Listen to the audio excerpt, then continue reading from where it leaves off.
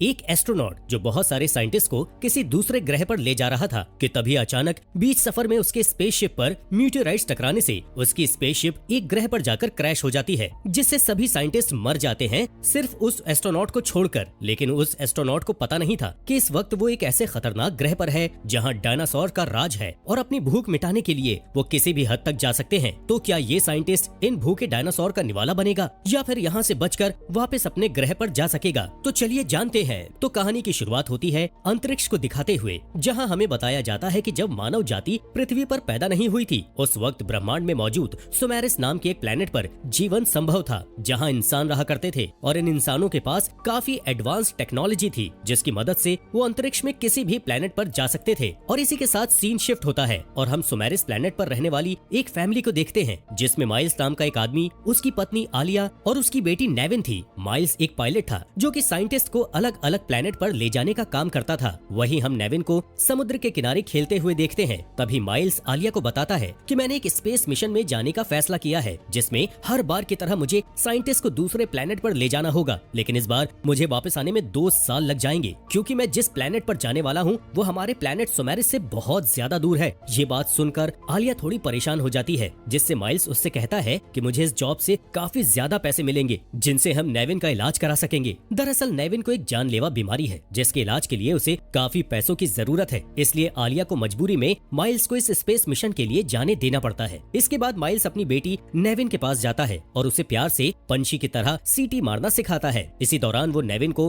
अपने इस space mission के बारे में बता देता है, जिसे सुनकर नेविन समझ जाती है कि उसके पिता उसके इलाज के लिए पैसे जोड़ रहे हैं ताकि वो उसकी जान बचा सके। इसलिए नेविन अपने पिता माइल्स को रोकने की बजाय उनसे जल्दी वापस आने को कहती है। कुछ समय के बाद हम माइल्स को एक स्पेसशिप पर देखते हैं। इस स्पेसशिप पर मौजूद सभी साइंटिस्ट क्रायोजेनिक स्लीप में थे। इस स्पेस मिशन के दौरान जब ये स्पेसशिप ऑटो पायलट मोड में होती है तभी अचानक से शिप पर मीटियोराइट्स टकराने लगते हैं, जिससे माइल्स की आंख खुल जाती है और वो जल्दी से शिप को चलाने लगता है। पर तब तक शिप काफी डैमेज हो चुकी थी, इसलिए माइल्स शिप को पास वाले एक प्लेनेट पर उतारने लगता है, जिस दौरान शिप कई चट्टानों से टकराती हुई नीचे गिर जाती है, जिससे शिप के 2 हिस्से हो जाते हैं और वो पूरी तरह से डैमेज हो जाती है। इस एक्सीडेंट की वजह से माइल्स काफी घायल हो चुका था। वो अपनी बेटी को याद करता हुआ बेहोश हो जाता है। थोड़ी देर के बाद जब माइल्स की आंख खुलती है तो उसे सिस्टम से पता चलता है कि वो एक अनजान प्लेनेट पर है। तभी उसकी नजर अपने पेट पर पड़ती है और वो देखता है कि उसके पेट में मेटल का एक टुकड़ा फंसा हुआ है, जिसे वो बाहर निकालने लगता है, जिससे उसे काफी ज्यादा दर्द होता है। लेकिन वो खुद को संभालता हुआ अपना सूट पहनता है और शिप को चेक करने लगता है, जहाँ उसे पता चलता है कि शिप में मौजूद सभी साइंटिस्ट खतरे में है। इसलिए वो अपनी लेजर गन उठाकर शिप से बाहर आ जाता है और एक तालाब से होता हुआ आगे बढ़ने लगता है। उसी तालाब में काफी बड़ा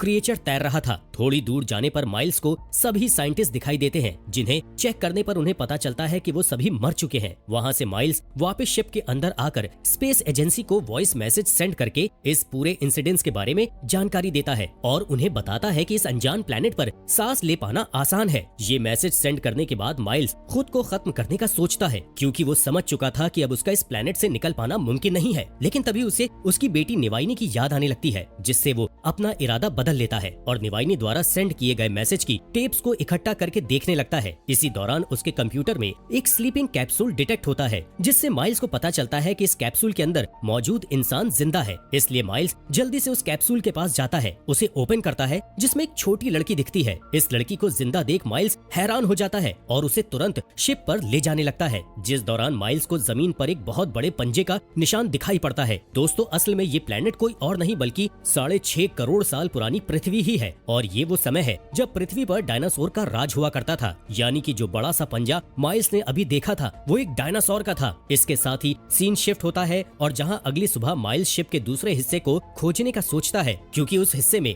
स्पेस शटल रखी हुई थी जिसकी मदद से वो अपने प्लेनेट पर वापस जा सकते थे। यहाँ माइल्स कंप्यूटर की मदद से उस शटल का पता लगाने लगता है, लेकिन सिस्टम डैमेज था जिसकी वजह से उसका पता नहीं लग पाता। इसलिए माइल्स खुद ही उसका पता लगाने के लिए निकल जाता है, जहाँ उसे जंगल में बड़ी बड़ी हड्डियां दिखाई देती हैं, जिन्हें देख माइल्स समझ जाता है कि यहाँ मौजूद जानवर बहुत खतरनाक है। इसी बीच वो गलती से एक गर्म गीजर से टकरा जाता है। उसने इस तरह की चीजें पहले कभी नहीं देखी थी, इसलिए वो बहुत हैरान होता है। जब वो आगे बढ़ता है तो उसे एक पहाड़ पर कुछ चमकता हुआ दिखाई देता है, जिससे उसे लगता है कि शिप का दूसरा हिस्सा पहाड़ पर है। इसलिए वो चेक करने के लिए अपने सुपर जीपीएस का यूज करता है, जिससे पता चलता है कि शिप का दूसरा हिस्सा उससे 15 किलोमीटर दूर है। तभी अचानक से एक छोटा डायनासोर उस पर हमला कर देता है। तब माइल्स अपना बचाव करते हुए उस डायनासोर को गन से शूट करके मार डालता है और वापस शिप पर जाने लगता है। जिस दौरान उसे जंगल से कुछ आवाजें आती हैं, इसलिए वो चेक करने के लिए उस आवाज का पीछा करता है। तब उसे वही छोटी लड़की दिखाई देती है जो कल रात उसे कैप्सूल में मिली थी। दरअसल वो लड़की डर की वजह से शिप से भाग गई थी। वो लड़की जब माइल्स को अपनी ओर आते देखती है तो उससे डर कर भाग जाती है, जिससे माइल्स उसका पीछा करता है और वो दोनों एक किनारे से नीचे गिर जाते हैं। यहाँ उन्हें एक मरा हुआ डायनासोर दिखाई देता है। तभी अचानक वहाँ के पेड़ हिलने लगते हैं, जिससे माइल्स समझ जाता है कि उनकी ओर एक बड़ा डायनासोर आ रहा है। इसलिए वो उस लड़की को लेकर शिप में चला जाता है, जहाँ वो उस लड़की के घाव पर दवाई लगाते हुए उससे उसका नाम पूछता है, लेकिन वो लड़की उसे कोई जवाब नहीं देती। इसलिए माइल्स पैसेंजर की लिस्ट से उसका नाम ढूंढता है, जिससे उसे पता चलता है कि उस लड़की का नाम वेरोनिका है। यहाँ माइल्स वेरोनिका को बताता है कि हमें एक पहाड़ पर जाना है, जहाँ पर हमारा शटल है, जिससे हम अपने घर वापस जा सकते हैं। लेकिन वेरोनिका उसे कुछ भी जवाब नहीं देती। तब माइल्स को पता चलता है कि वेरोनिका उसकी भाषा नहीं समझ रही है, जिससे माइल्स उससे कहता है कि शिप के डैमेज हो जाने से मेरा ट्रांसलेटर पूरी तरह से टूट चुका है, इसलिए मैं तुम्हारी भाषा को ट्रांसलेट नहीं कर सकता। इसके बाद माइल्स वेरोनिका को ड्राइंग करके समझाने के लिए सोचता है, जिसके लिए वो रेड कलर के पाउडर को टेबल पर फैलाता है और उससे एक पहाड़ बनाकर बताता है कि हमें पहाड़ पर जाना होगा। तभी वेरोनिका उसके पास आती है और टेबल पर अपने पेरेंट्स को ड्रॉ करती है। ये देख माइल्स बहुत दुखी हो जाता है, क्योंकि वेरोनिका के पेरेंट्स मर चुके थे। इसलिए वो वेरोनिका को इस बारे में नहीं बताता, बल्कि उसे शांत रखने के लिए झूठ बोलता है कि उसके पेरेंट पहाड़ पर उसका इंतजार कर रहे हैं। इसलिए वेरोनिका उसके साथ पहाड़ पर चलने के लिए मान जाती है। पहाड़ पर जाने से पहले माइल्स स्पेस एजेंसी को मैसेज भेजकर वेरोनिका के बारे में बताता है।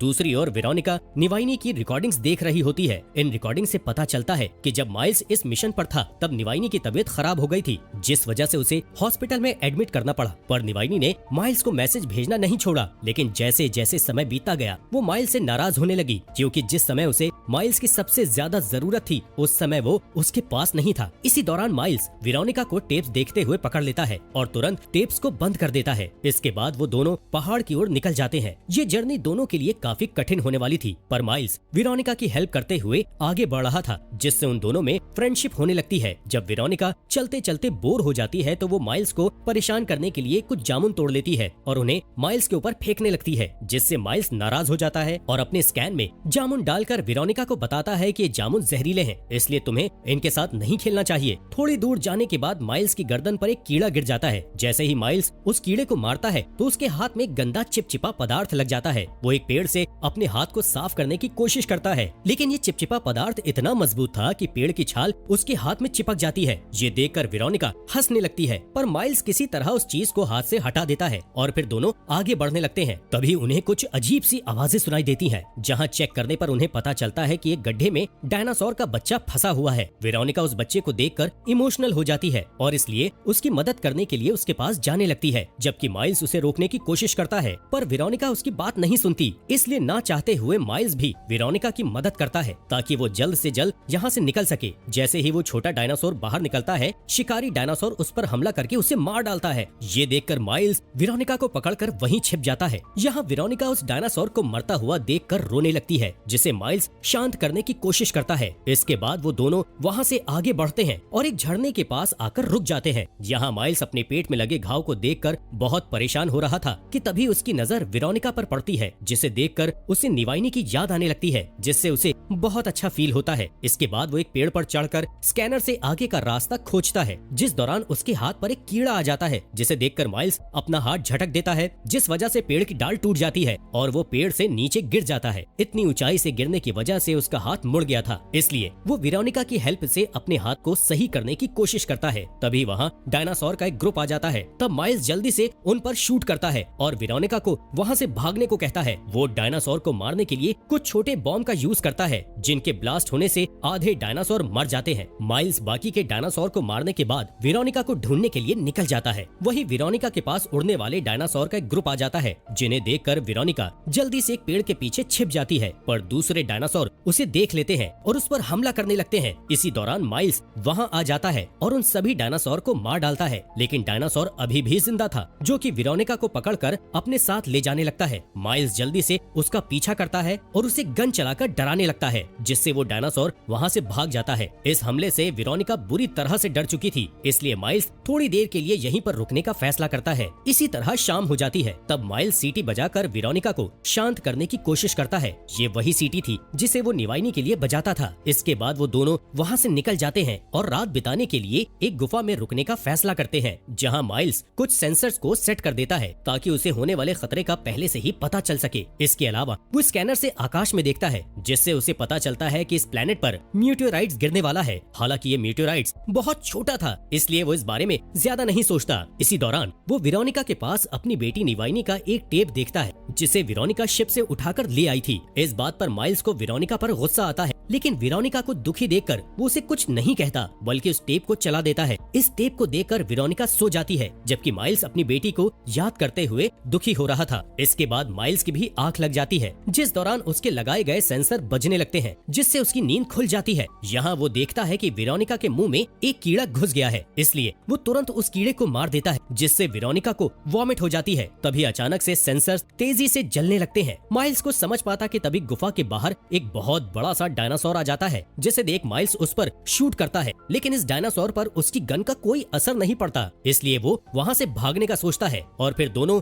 एक छोटे से छेद में जाकर वहाँ से भाग जाते हैं। यहाँ से वो दोनों आगे का रास्ता तलाशना शुरू करते हैं, जिस दौरान एक छोटा डायनासोर उनका पीछा करता है, लेकिन दोनों को इस बात की खबर नहीं थी। वो संकरी जगहों से गुजरते हुए गुफा के डेड एंड तक पहुँच जाते हैं, जहाँ माइल्स को चट्टानों के बीच एक छोटी सी दरार दिखती है, जिसे बड़ा करने के लिए वो खुदाई करने लगता है, पर उसके पास इतने हथियार नहीं थे कि वो चट्टानों को तोड़कर रास्ता बना सके, इसलिए वो हार मानकर चट्टानों को खोदना बंद कर देता है। इस बात से वेरोनिका उस पर गुस्सा करने लगती है और उसे कोशिश करने को कहती है। यहाँ माइल्स को लगता है कि अब वो यहाँ से नहीं निकल पाएंगे, इसलिए वो वेरोनिका को बताता है कि उसके पेरेंट मर चुके हैं, लेकिन वेरोनिका को उसकी कोई भी बात समझ में नहीं आती। इसी बीच माइल्स को याद आता है कि उसके पास कुछ बॉम्ब्स हैं, जिनका यूज करके वो चट्टानों से रास्ता बना सकता है, इसलिए वो एक बॉम्ब से ब्लास्ट कर देता है, जिससे वहाँ पर एक संकरा रास्ता बन जाता है, जिसके अंदर जाने से पहले माइल्स वेरोनिका को सारे बॉम्ब दे देता है, ताकि मुसीबत आने पर वो अपनी रक्षा कर सके। इसके बाद वो दोनों उस रास्ते से आगे बढ़ने लगते हैं, पर तभी उस जगह पर पत्थर गिरने लगते हैं, जिससे उसका रास्ता ब्लॉक हो जाता है। इस वजह से माइल्स और वेरोनिका एक दूसरे से अलग हो जाते हैं, जिसके बाद माइल्स वापस उस गुफा में आ जाता है और हताश होकर चिल्लाने लगता है, जिस दौरान उसे डायनासोर की आवाज आती है, इसलिए वो अपनी गन उठाकर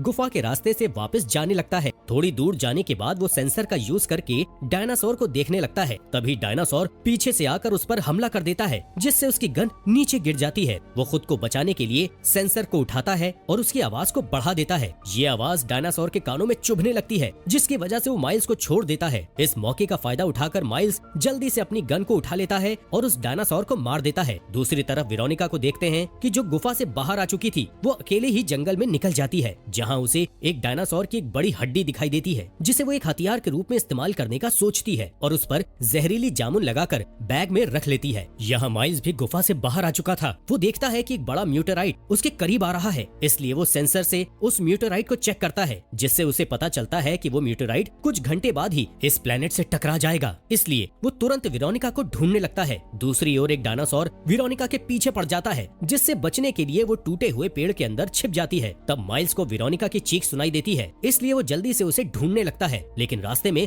गलती से वो एक दलदल में गिर जाता है। वो वेरोनिका को बुलाने की कोशिश करता है, पर वेरोनिका उसके पास आ पाती इससे पहले वो दलदल में डूब जाता है, लेकिन वेरोनिका ने माइल्स की आवाज सुन ली थी, इसलिए वो हिम्मत करके डायनासोर को बॉम्ब से ब्लास्ट कर देती है, जिसके बाद वो माइल्स को ढूंढती है और एक पेड़ की मदद से उसे दलदल से बाहर निकाल लेती है। यहाँ माइल्स वेरोनिका को म्यूटेराइट के गिरने के बारे में बताते हुए कहता है कि हमें जल्द से जल्द पहाड़ पर पहुंचना होगा। इसके साथ ही सीन शिफ्ट होता है और हम उसे पहाड़ के पास देखते हैं, जहाँ उनकी शिप का दूसरा हिस्सा गिरा हुआ था। था। यहाँ माइल्स वेरोनिका के चारों ओर कुछ रस्सियां बांधता है और उसे ऊपर चढ़ा देता है। ऊपर पहुँचने के बाद वेरोनिका उस रस्सी को पेड़ों और चट्टानों से बांधती है ताकि रस्सी माइल्स के वजन को झेल सके। माइल्स रस्सी की मदद से ऊपर आ जाता है और शिप के दूसरे हिस्से को ढूंढ लेता है। वो जैसे ही शिप के कंप्यूटर को चालू करता है तो उसे पता चलता है कि उनके लिए रेस्क्यू टीम आ रही है। दूसरी ओर वेरोनिका क्रायो टैंक को ढूंढ लेती है, जिससे उसे पता चल जाता है कि उसके पेरेंट की डेथ हो चुकी है। अब माइल्स ने उससे कहा था कि उसकी फैमिली पहाड़ पर उसका इंतजार कर रही है। माइल्स के झूठ बोलने की वजह से वो उससे नाराज हो जाती है और फूट फूट कर रोने लगती है। तब माइल्स निवाइनी की एक फोटो निकालता है और उसे बताता है कि जब मैं शिप पर था तब मेरी बेटी की डेथ हो गई थी और मैं नहीं चाहता था कि तुम्हें कुछ हो जाए, जिससे रोते हुए वेरोनिका माइल्स को गले लगा लेती है। तभी अचानक म्यूटेराइट के छोटे टुकड़े पृथ्वी पर गिरने लगते हैं, इसलिए माइल्स और वेरोनिका इमरजेंसी पॉड के अंदर आ जाते हैं। माइल्स जैसे ही शटल की लॉन्च बटन को दबाता है तो म्यूटेराइट का एक टुकड़ा शिप से टकरा जाता है, जिसकी वजह से उसकी शटल पहाड़ से नीचे गिर जाती है। जहां वेरोनिका होश में आकर जल्दी से लॉन्च बटन को दबाती है, लेकिन कंप्यूटर उसे बताता है कि उनका शटल लॉन्च होने की कंडीशन में नहीं है। जैसे ही माइल्स को होश आता है तो वहाँ एक बड़े डायनासोर को आते देखता है जो कि शटल पर हमला करने लगता है। तभी माइल्स देखता है कि उसकी गन जमीन पर पड़ी हुई है, इसलिए वो गन उठाने के लिए पॉड से बाहर आ जाता है। जिस दौरान वहाँ एक डायनासोर आ जाता है, जिसे देख माइल्स शिप के एक टुकड़े के पीछे छुप जाता है और अपनी गन को ठीक करने लगता है, पर डायनासोर उसे घेर लेते हैं। इसलिए वेरोनिका डायनासोर को भटकाने के लिए निवाइनी की टेप चालू कर देती है, जिससे डायनासोर को निवाइनी का होलोग्राम दिखने लगता है। माइल्स भी उस होलोग्राम को देखता है और रोने लगता है, क्योंकि उसे लग रहा था कि वो आखिरी बार अपनी बेटी को देख रहा है। तभी एक डायनासोर उस होलोग्राम पर हमला कर देता है, जिससे डायनासोर माइल के निशाने पर आ जाता है और तभी माइल्स मौका देखकर डायनासोर पर शूट करके उसे मार देता है। जबकि दूसरा डायनासोर वेरोनिका को शिप में देख लेता है और उस पर हमला करने लगता है, जिससे शिप सीधी हो जाती है और लॉन्च होने की कंडीशन में आ जाती है। तभी माइल्स उस दूसरे डायनासोर पर लगातार शूट करके उसे भी जान से मार देता है। इसके बाद माइल्स शटल की ओर बढ़ता है, जिस दौरान वही डायनासोर आ जाता है जिसे माइल्स ने गुफा में शूट किया था। डायनासोर माइल्स की ओर आ रहा था, इसलिए माइल्स उसे डिस्ट्रैक्ट करने के लिए जंगल की ओर भाग जाता है, जिसमें डायनासोर गीजर के पास आ जाता है। इस गीजर से गर्म पानी निकल रहा था, जिससे डायनासोर का चेहरा जल जाता है, लेकिन डायनासोर को इससे कुछ ज्यादा नुकसान नहीं पहुंचता। तभी वेरोनिका वहां पर आती है और अपने पास रखी उस हड्डी से डायनासोर की आंख में वार कर देती है, जिससे डायनासोर बुरी तरह से घायल हो जाता है और तड़पते ही दूसरे गीजर के ऊपर चला जाता है। ठीक उसी समय वो गीजर ब्लास्ट हो जाता है, जिससे डायनासोर जलकर मारा जाता है। इसके बाद माइल्स और वेरोनिका शटल में लौट आते हैं और म्यूटेराइट के पृथ्वी से टकराने से ठीक पहले आसमान में उड़ जाते हैं। यहाँ म्यूटेराइट के गिरने से पृथ्वी पर मौजूद सभी डायनासोर मारे जाते हैं। यहाँ शटल में माइल्स अपनी आंखें बंद करके निवाइनी को याद करने लगता है। तभी वेरोनिका उसे संभालते हुए उसका हाथ पकड़ लेती है, यानी कि अब से वेरोनिका माइल्स के साथ ही रहेगी। और इसी के साथ मूवी का यहीं पर एंड हो जाता है।